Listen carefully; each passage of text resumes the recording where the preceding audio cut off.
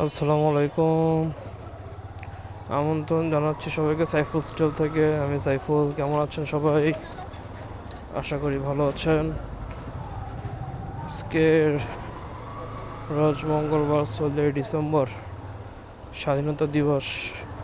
স্বাধীনতা দিবসের দিন রাত্রেবেলা বের হলাম একটু ঢাকা সিটি ঘুরতে, যে দেখি ঢাকা দেখতে কেমন দেখা যায় রাতের বেলা। এখন যাচ্ছি হচ্ছে প্রথমে আগারগাতে আমার ফ্রেন্ড বাংলাদেশ বেতারে জব করে, তাকে পিক করব। পিক করে তারপর দুই বন্ধু মিলে একটু ঢাকা শহর ঘুরে দেখি ঢাকার কেমন, কোথায় কোন জায়গায় কীরকম সাজানো গোছানো করছে।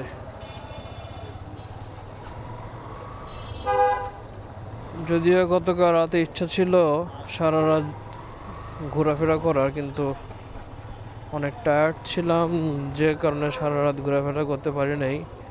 একটা নতুন ঢাকা পুরান ঢাকা একটা ভিডিও করতে চেয়েছিলাম, যে নতুন ঢাকার মানুষ আর পুরাতন ঢাকার মানুষ কারা কীভাবে 16 ডিসেম্বর উদযাপন করে।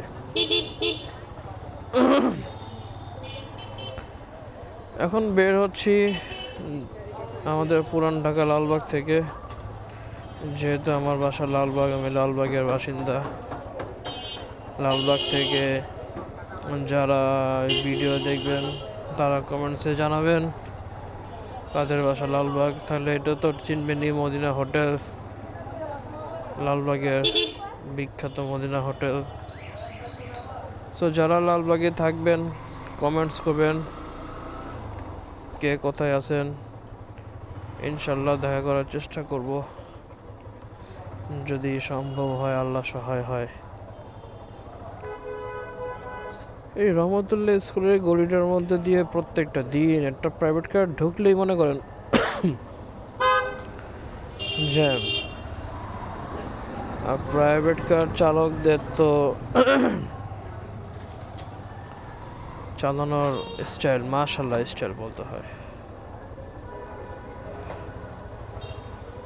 তো যেটা বলতেছিলাম, ইচ্ছা ছিল পুরান ঢাকা ভার্সেস নতুন ঢাকা একটা 16 ডিসেম্বরের ভিডিও করার, মানে 16 ডিসেম্বরের আগের দিন, মানে 15 ডিসেম্বর রাতের বেলা কীভাবে প্রিপারেশন নেয়, কিন্তু সেটাতে টায়ার্ড থাকার কারণে সারাদিন কাজ করতে পারি নাই। দেখছেন অবস্থা।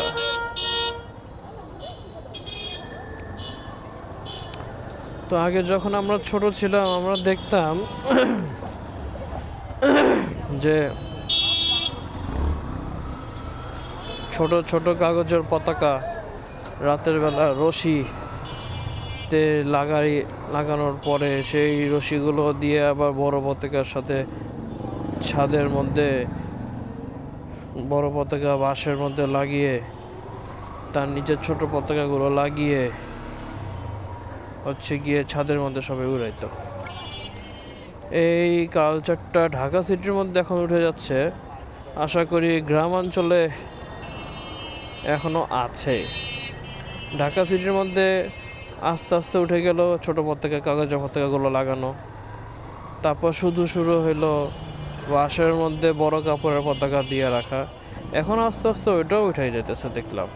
মানে মানুষ এখন আর আগের মতো সেইভাবে 16 ডিসেম্বর উদযাপন করে না। এখন মানুষ যদি উদযাপন না করে, মানে মানুষ বলতে গেলে আমাদের জেনারেশন যারা আছে, আমরা যদি 16 ডিসেম্বর বা আমাদের স্বাধীনতা দিবসের মতো উদযাপন না করি, তাহলে আমাদের পরবর্তী জেনারেশন যারা আছে তারা এই দিনেও দেখা যাবে যে হিন্দি গান বাজাইতেছে, যা অলরেডি বাজায়। তো আমাদের উচিত বাঙালির সংস্কৃতিগুলোকে ধরে রাখা। অনেক সংস্কৃতি হারা যেতেছে, যেমন শীতকালের মধ্যে হচ্ছে গিয়ে আপনার ঘুড়ি উড়ানো হয়। সো ঘুড়ি যখন উড়ানো হয় তখন আমরা ছোটোকালে দেখছি যে ঘুড়ির মধ্যে যে সুতা মাঞ্জা দেওয়া যেটাকে বলে, মানে মাঞ্জা দেওয়ার জন্য এই শরৎকাল আসার 1 মাস আগের থেকে প্রিপারেশন নেওয়া শুরু হইতো, সুতা কেনা হইতো, দেন হচ্ছে বাল্ব, আগেকার দিনের যে বাল্বগুলো জ্বলতো সে বাল্বগুলো কালেকশন করতে হচ্ছে গিয়ে কাজ চূর্ণ করার জন্য, কারণ বাল্বের কাজটা তো অনেক পাতলা, বাল্বের কাজটা পাতলা, যে কারণে ওটা যখন গুঁড়া করা হয় সেটা গুঁড়ো হয় তাড়াতাড়ি, মসৃণ হয় তাড়াতাড়ি। আর ঘড়ি বা সম্ভবত টিউবলাইটও ইউজ করা হইতো ঘড়ির মাঞ্জা দেওয়ার জন্য। এই কাচের গুঁড়াগুলো ছিল একদম পারফেক্ট। তো দেখা যেত যে সুতা ভিজাইতো, একবার কালারের যে পানিগুলো করতো সে কালারের পানির মধ্যে সুতা ভিজাইতো, আরেকজন নাটিকের মধ্যে সুতা পেঁচিয়ে মাঝখানে একজনের যে কাছের গুঁড়োগুলো হাতে মুঠ করে নেওয়া বসে থাকতো, তার ভিতর দিয়ে সুতাগুলো টেনে টেনে নিত। তো সুতাগুলোর মধ্যে কাছের গুঁড়াগুলো সেভাবে আঠার মতো লেগে যেত। সো ওই সুতার মাঞ্জা আর এখনকার যে রেডিমেড সুতা পাওয়া যায়, এটা আকাশ পাতাল পার্থক্য। ওই কালচারটাও এখন নাই, এটা ঐতিহ্য, বাংলার ঐতিহ্য। আর শাকরেন আস্তে আস্তে দেখা যাবে যে শাকরেনও উঠে গেছে। আমরা নিজের দেশে কালচার ত্যাগ করে বাদ দিয়ে বিদেশি কালচার অ্যাডপ্ট করতেছি। যেমন 31st নাইটে দেখেন এত টাকার মানে আতশবাজি হয় চিন্তার বাইরে। শাকরেনের মধ্যেও আশা করি হয়, কিন্তু মানে 31st মতো এত হয় না। আমরা অপর দিকে বাংলা নববর্ষ উদযাপন করি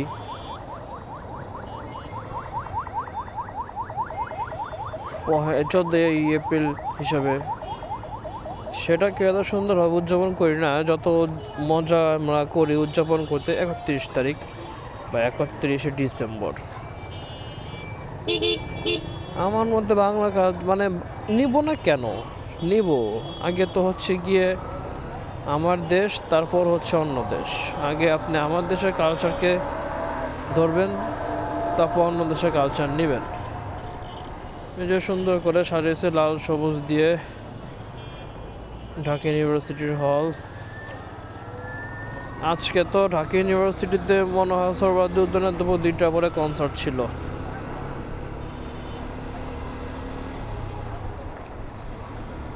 সো যাচ্ছি আগারগাঁর দিকে, দেখা হচ্ছে আবার আগারগাঁ গিয়ে।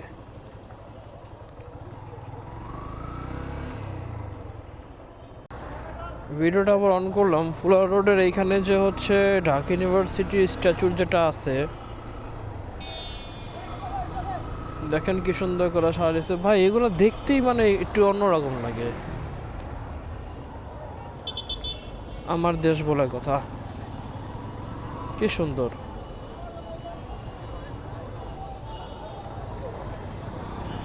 এখানে ঢাকা ইউনিভার্সিটির বিল্ডিংগুলো খুব সুন্দর করে লাইট দিয়ে সাজিয়েছে।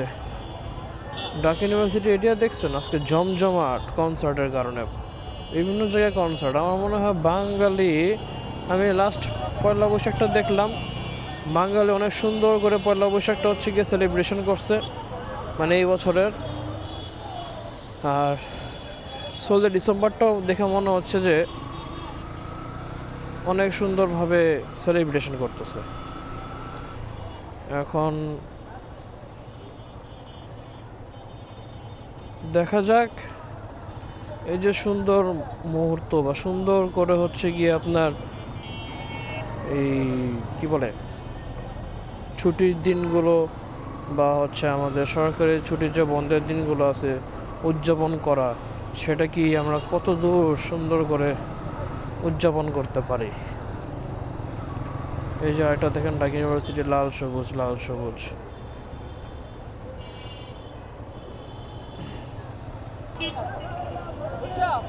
দেখেন সবাই কনসার্ট দেখে দেখে বাড়ির দিকে যাইতেছে।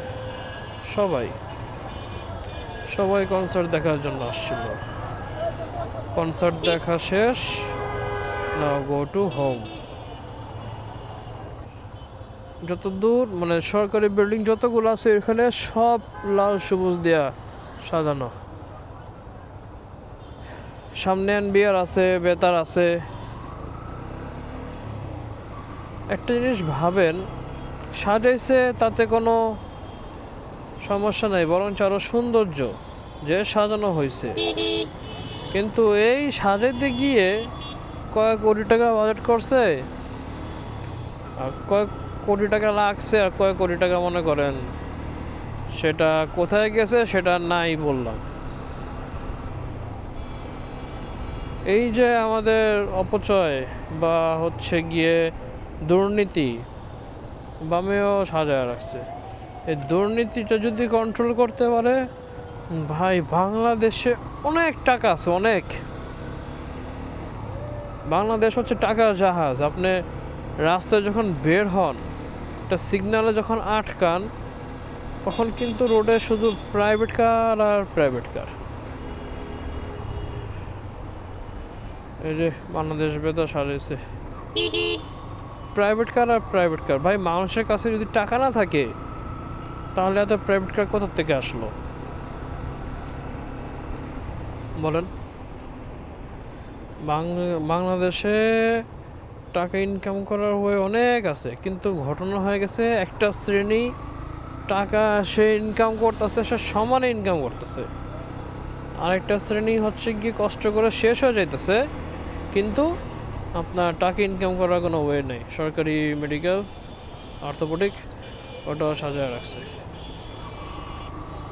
এই রোডে অনেকগুলো সরকারির, দেখছেন সবগুলো সাজানো।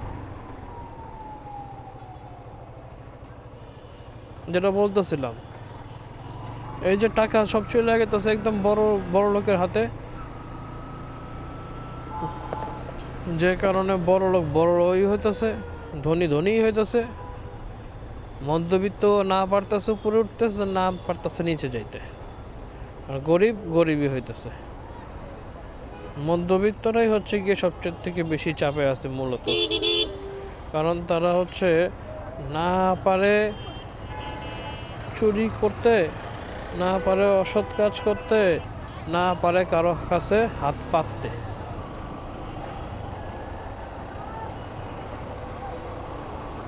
দেখেন চোখের মেডিকেল কি সুন্দর করে সাজিয়ে রাখছে।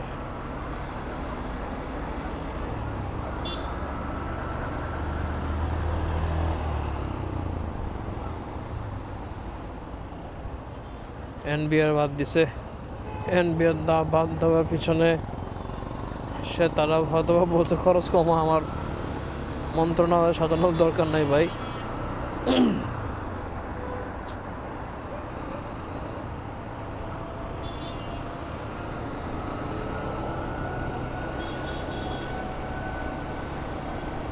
হ্যাঁ, তো চলে আসলাম বাংলাদেশ বেতার। বেতার বাংলাদেশ টেলিকমিউনিকেশন, বিটিভি,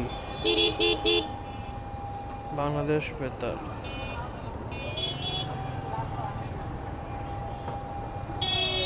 দেখেন সাজিয়েছে কি সুন্দর। মেহেরপুর রোডে তো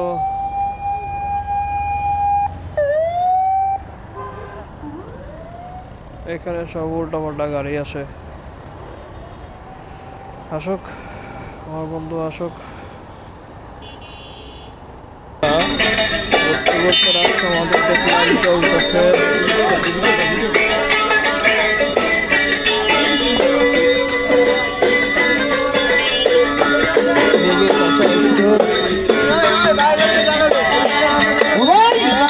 বাংলার আস্থানো পুরাই কত বনজঙ্গ, আমার মন পুরাই একটা বাহানা।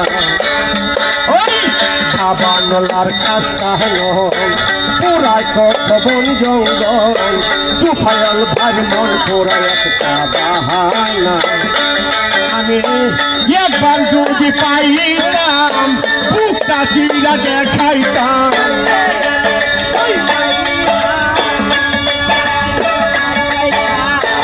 একবার যদি পাইতাম বুকটা চিরা দেখাইতাম ও বাগিনীর মোহনে কত যন্ত্রণা জানো না রে প্রিয় প্রিয় রে তুমি আমার জীবনে সাধনা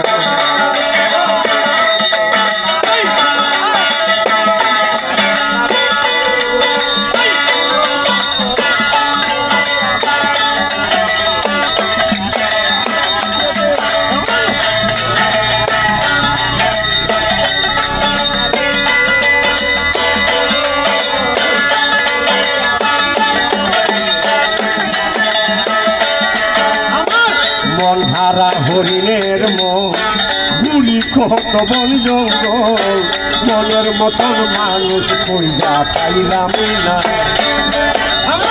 মন হারা হরিণের মন ঘুরি কত বন জঙ্গল নিজে মনের মতন মানুষ কইরা পাইলাম না আমার অন্তর ভাঙ্গা প্রেমের দেও বন সারা বুঝে না কেউ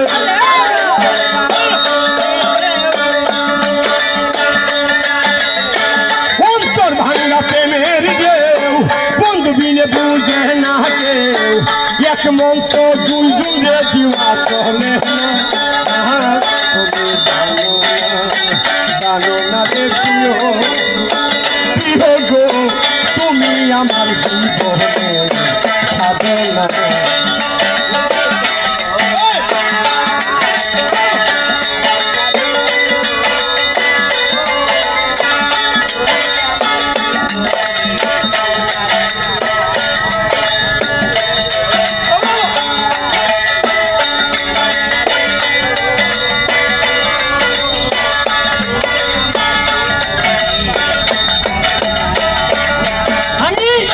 এই জনম জনমে খুঁজি ভয়াল তোমারে কোন জায়গায় খুঁজা তরে পাইলাম না আমি এই জনম জনমে খুঁজি ভয়াল তোমারে কোন জায়গায় খুঁজা তরে পাইলাম না আমার বিজয় বলে শিখির সুখ জীবনে কি আসবে মোর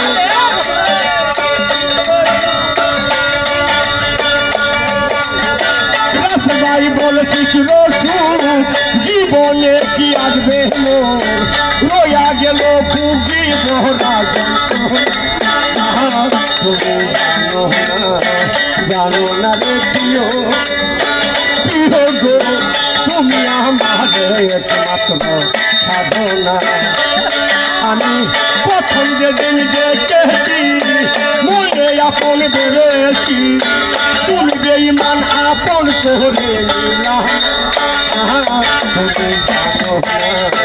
জানো না রে প্রিয় প্রিয় গো তুমি আমার একমাত্র সাধনা ভাই না গো না সাধনা আমার তো ভয় ভয় এসেছে মুখেই বলে আমার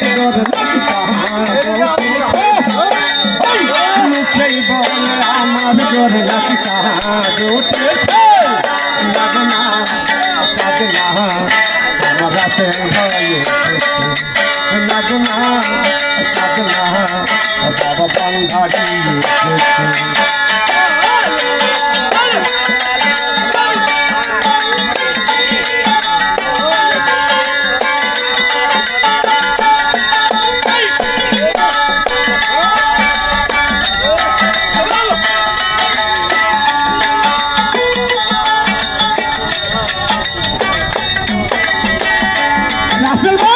বিশ্বাস তো করে না হায়রা অবিশ্বাসী এরই মাঝে দেখি আমি রূপেরই চির বিশ্বাস করে না হায়রন অবিশ্বাসী মন এরই মাঝে দেখি আমি রূপেরই কিরণ ওই বিশ্বাস না হলে এসো না নিজের চোখে দেখো না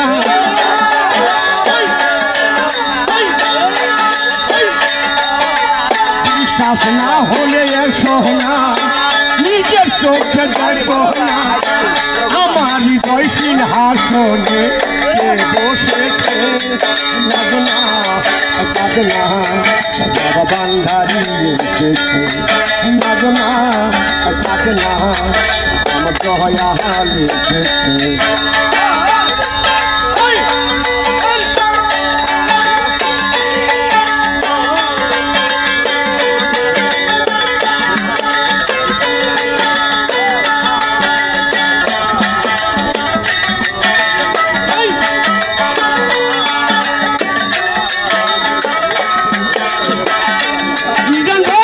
বৃষ্টি হলে হয়ে যায় আকাশ জমির মিল এরই মাঝে দেখি আমি চাঁদেরই কিরণ বৃষ্টি হলে হয়ে যায় আকাশ জমির মিলন তুফাইল ভাই এরই মাঝে দেখি আমি চাঁদেরই কিরণ ওই রূপ দেখি বলছে ভাই ওই রূপের তুলনা না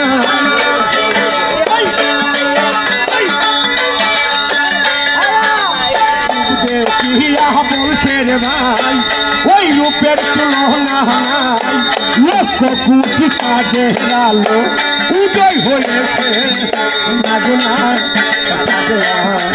বাবা বান্দারি নাগনা চাকনা বাবা সাহালি এসেছে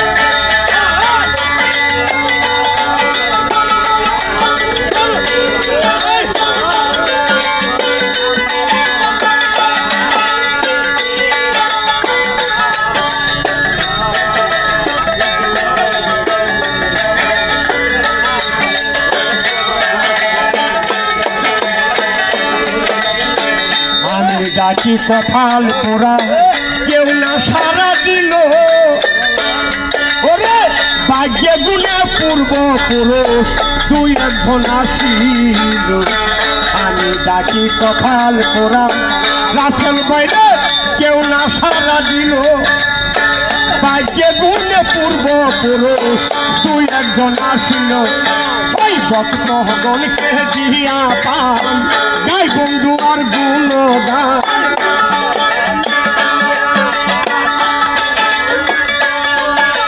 ভক্তগণকে দিয়া পান গাই বন্ধু আর গুণগান সখী গলে পান বন্ধু রে সেবা করতেছে লাগনা চাগনা মা হামারা এসেছে লাগনা চাগনা আমার দয়া লিখেছে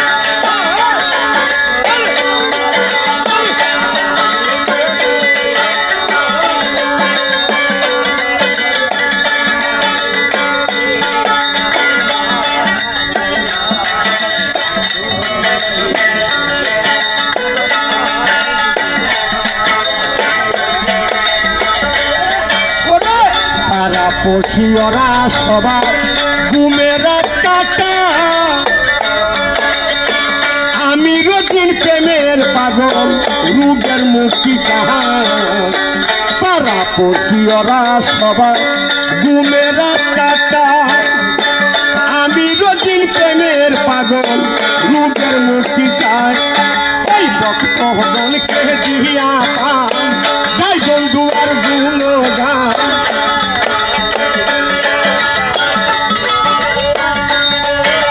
ভক্তগণকে দিয়া পান গাই বন্ধু আর গুণগান সখী গণে পান বন্ধু রে সেবা করতেছে লাগনা চাকনা বাবা বান্ধারি এসেছে মুখে বলে আমার গরলাটি কাঁদতেছে মুখে বলে আমার গরলাটি কাঁদতেছে লাগনা চাকনা আমার দয়া লিখেছে চাকনা চাকনা আমার নিজান ভাই এসেছে জানতে